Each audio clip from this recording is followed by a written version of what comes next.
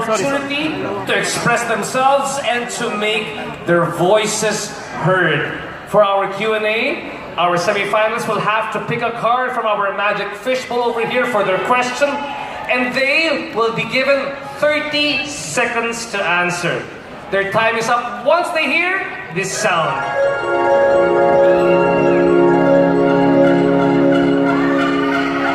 Alright, so let's begin with candidate number 6. Candidate number 6, how are you? You're our first Q&A contestant for the night, so we want to make sure that you're loose, you're ready to talk. How are you feeling? Masaya po dahil nandito ang lahat ng taong sumusuporta sa akin at ang gagawin ko lamang po ay ipakilala ang aking sarili ng mula sa puso. Oh, wow! Gusto ko I yan! like coming up front, very confident at Diba? once. Napaka-confident na Ayan, yung gusto ko. already. Okay. Alright, Bravo. you may do the honors.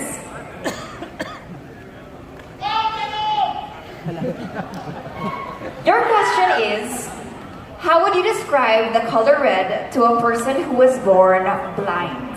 Once again, how would you describe the color red to a person who was born blind? Ipapaliwanag ko po ang kahulugan ng kulay pula sa taong bulag sa pamamagitan ng pagpapaisip, pagpapaunawa sa kanya ng kahulugan ng katapangan. Sapagkat ang katapangan po at pagiging agresibo ay kulay pula. Ito po ay katapangang ipaglaban kung ano ang tama at makabuluhan sa buhay na ito para po sa kanyang mga mahal sa buhay at para po sa sangkatauhan. Yun lamang po, maraming salamat. Ang husay naman! Iboto sa 2019, mga kaibigan. Maraming salamat. Candidate number 6. Maraming salamat, candidate number 6. And I loved how he used our national language. And what a great way to begin the tone for all the different Q&As here this evening. Yes, definitely. So let's call on our next candidate, candidate number 8. It's your turn. Candidate number 8, are you ready to have your voice heard? Do the honors. Ang galing naman ng una. Okay, candidate number 8, very interesting question for you this evening. How will you respond to people who say that having gym-fit bodies is a form of narcissism? So again, how will you respond to people who say that having gym-fit bodies is a form of narcissism? Well, I believe that being healthy and being fit, it's not only about going to the gym. It's real lifestyle, and it's not only a form of narcissism. All you have to do for staying healthy, you just have to be confident, go to the gym every day, cook healthy foods. That's very important for me, and take it as a lifestyle.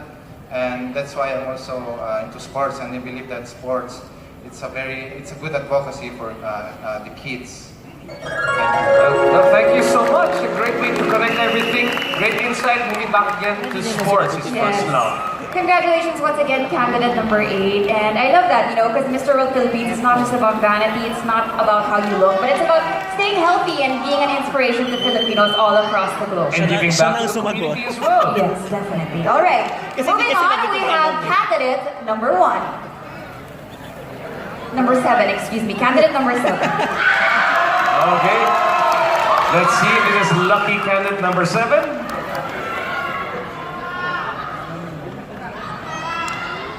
Candidate number 7, your question tonight is, do you think it's okay for a woman to ask you out on a date and not be ashamed to admit that she has a crush on you? Once again, do you think it's okay for a woman to ask you out on a date and someone who's not afraid to admit that she has the crush on you? I think that is okay for me because I encountered that a lot in my life. And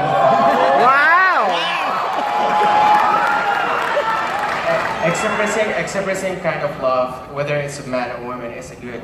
So the other partner will know that your feelings. You know that she has a crush on you because she knows that you're the right person. So never disappoint the girl at the point that she will hate you and she is disappointed of you. Thank you. Thank you so much. Candidate number 7, I can truly empathize with you. Thank you so much. Thank you so much. Okay, thanks guys. Okay, moving on. Candidate number 11, come on now. Candidate number 11, this is your chance to have your voice heard. You may do the honors. Okay, are you excited for the question?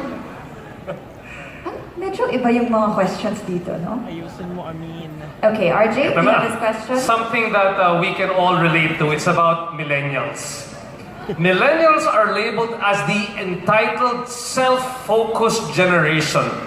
What can you say to non-millennials to correct this stereotype? Again, millennials are labeled as the entitled, self-focused generation. What can you say to non-millennials to correct this stereotype? Good evening, everyone. What I would say to non-millennials is that they should understand, because this is the new generation. We are just embracing what we have now. Maybe they can advise us on how to use it effectively rather than being disconnected to the community. But I see no bad thing about being focused on ourselves, because we need that to be better. Thank you.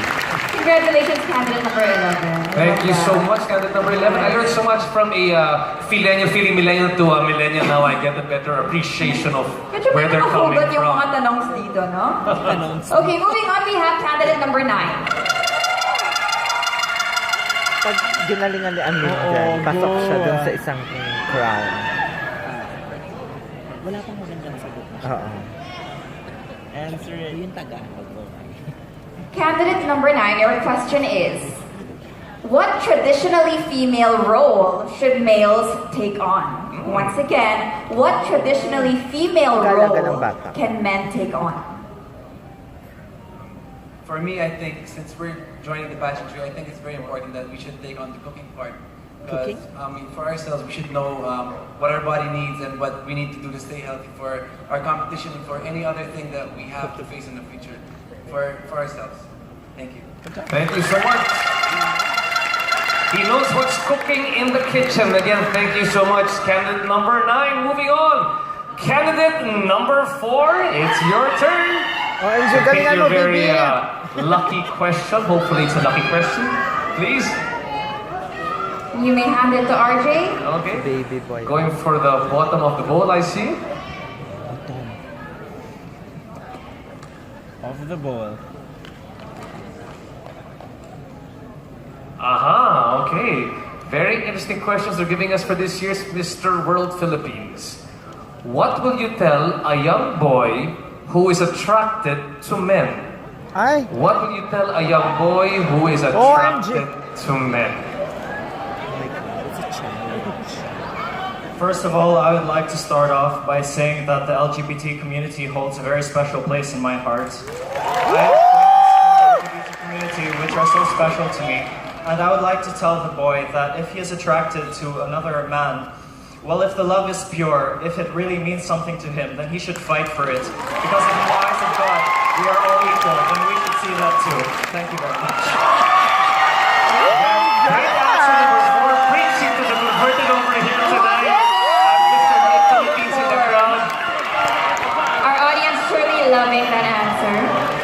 All right. Now for candidate number 14. Second to the last contender for the night. Alam niya ang crowd niya. Oo. Pasok yan. True. In-acknowledge pa na. Candidate number 14, your question is, what can be done to stop young men and women from being recruited to undertake acts of terrorism? Once again, what can be done to stop young men and women from being recruited to undertake acts of terrorism? Ignorance. So Well, first of all, it's going to be proper education and guidance. But personally, for me, as a sports science student, I think I can help through sports. Sports can actually teach kids teamwork, discipline, and give them purpose. So with this, keeping them busy and having fun will actually lead them to a better path. Thank you. Thank you so much. Short, succinct, and this back your advocacy of sports science. Thank you so much, JP. Thank you. And last but not the least, Nako, rounding nako, out nako. our eight semifinalists, Uy, baby the last Roses. question for this evening, candidate number 2. OMG! Candidate number 2, you are our last contender for the night. So we wish you the best of luck. All right, your question is, Is macho culture a detriment or asset to Filipino society? Ano po yun? Once again, is macho culture a detriment or asset to Filipino society? Can I answer you with a question? What do you mean by macho culture? Wow. Q&A talaga, Q&A. Q&A, di tayo RJ, di ba? Nasa pageant naman. Macho, I guess, is the stereotype of a guy always having to be very Manly, manly. and strong, and the typical masculine figure. Okay, thank you for clarifying that. I think that nowadays, especially we are in the middle of technology, our macho culture is very important because we need that leadership to bring our country to a higher level. Thank you. Thank you so much. Very intriguing answer. And again, mga kaibigan, another round of applause, please, to all of our 8 candidates. Yes. And I must applaud the very interesting set of questions we had tonight. Definitely. It's different from other pageants, and we're very proud of our contestants for being here in front of all of you and spreading their opinions and voices to the world. That's right. So Philippines, you have heard from your top 8. And in a few moments, we will be announcing a new set of Mr. World Philippines title holders. Now, our judges, I can see from their faces, will have a difficult time on deciding who will deserve their titles. The announcement of winners when we return. National Philippines 2018, and of course, our Mr. World Philippines 2018. Now, our winners for the evening will take home some of these amazing set of prizes. For our second runner-up, he will receive 25,000 pesos worth in cash, while our first runner-up will receive 50,000 pesos worth in cash. For Mr. Multinational Philippines, he will receive a management contract with ALB Talent Circuit worth 200,000 pesos, a movie contract with Regal Films worth 200,000 pesos, and 75,000 pesos in cash. Mr. Eco Philippines will receive a management contract with ALB Talent Circuit worth 250,000 pesos, a movie contract with Regal Films worth 300,000 pesos, and 75,000 pesos in cash.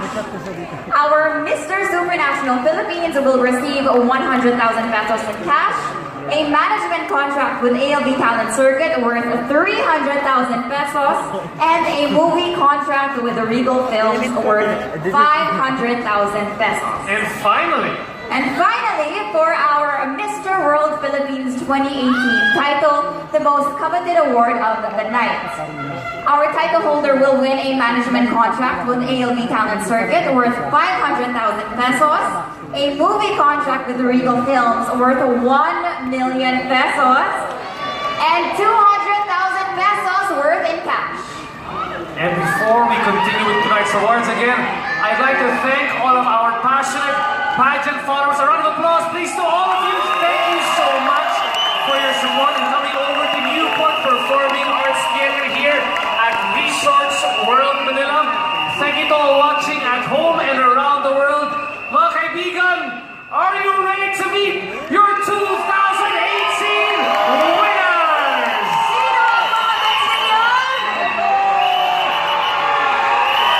Alright, at this point, we'd like to call upon the National Director of Mr. World Philippines, Mr. Arnold Vega Fria, as well as the General Manager of Mr. World Philippines, Bessie Besana, and the VP for Marketing and Sales, Mr. Ryan Ross Calmate, to join us on stage and help us award our winners. The most exciting person right now, Laura.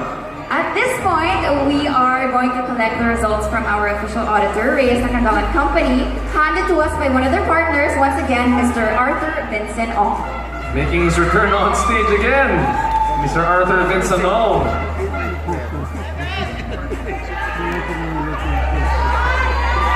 And Mr. Alvega Free, you've got a special surprise for the winners here tonight. What is it? What are we giving them as well? All the title holders will receive also an Invicta watch. Wow! A round of applause, please. Thank you so much to our sponsor. Now, ladies and gentlemen, let's start with our awards. We start with the second runner-up. to be awarded by bench setter, model and actress Michelle D.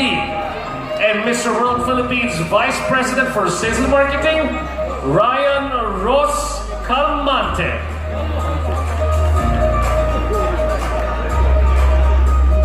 And the Mr. World Philippines 2018 second runner-up is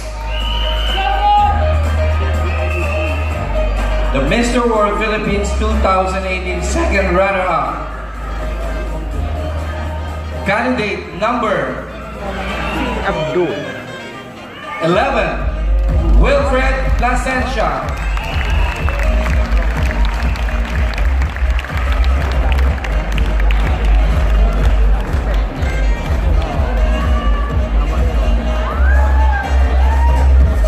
Again, round of applause, please, to our second runner-up. Congratulations. Congratulations, Mr. Wilfred Plasencia.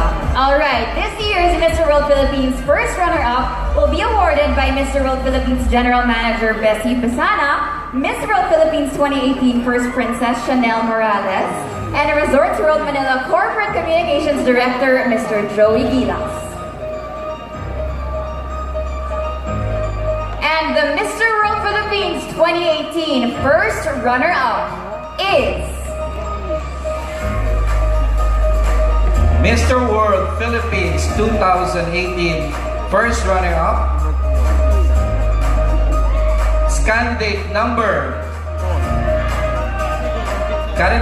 9, Amin Sartu.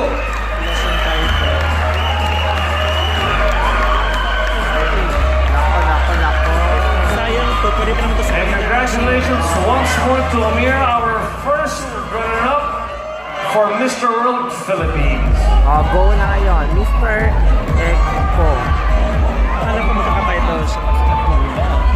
Baka Echo na lang si number Moving 2. on, ladies and gentlemen, Mr. Multinational Philippines will be awarded by director and producer for Regal Films, Mr. Manny Valera, together with Miss Multinational Philippines 2018, Kimmy Mugford, and rating Miss Multinational 2018, Miss Sofia Sironon.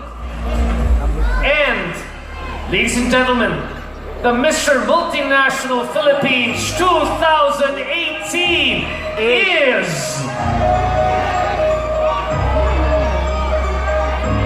The Mr. Multinational Philippines 2018 will compete in New Delhi, India. And the Mr. Multinational Philippines 2018, its candidate number 2,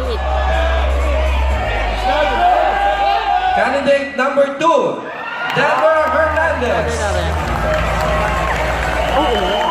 Congratulations, Mr. Denver Hernandez. You are our first candidate to represent the Philippines tonight. He'll be heading over to New Delhi, India. Congratulations.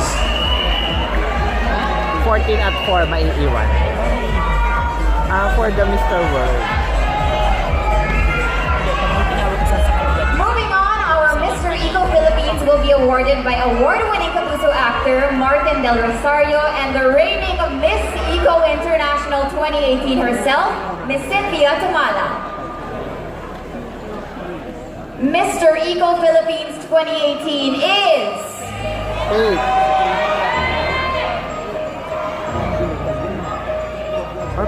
The Mr. Eco International Philippines 2018 will compete in Cairo, Egypt.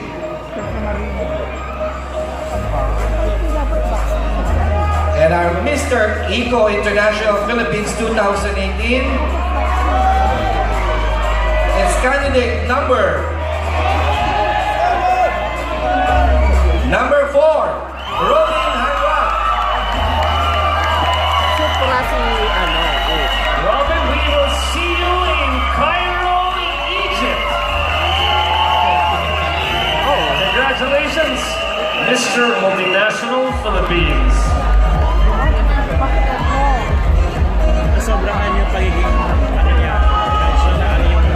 Moving on to our next awardee competing in Poland this December, is Mr. Supranational Philippines 2018, and he will be awarded by Kapuso Millennial Sweetheart Shira Diaz, Resident Architect of Bench, Mr. Miguel Pastor, in GMA Network's first Vice President for Program Management, and of course the Chairman of the Board of Judges, Mr. Joey Abacan.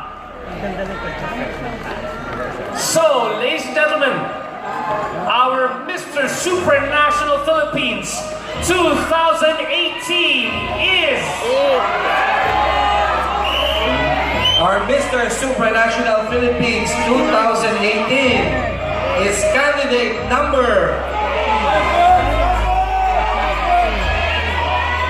Candidate number 8, Marco Poli. Again, Marco Poli, congratulations! You are going to Poland!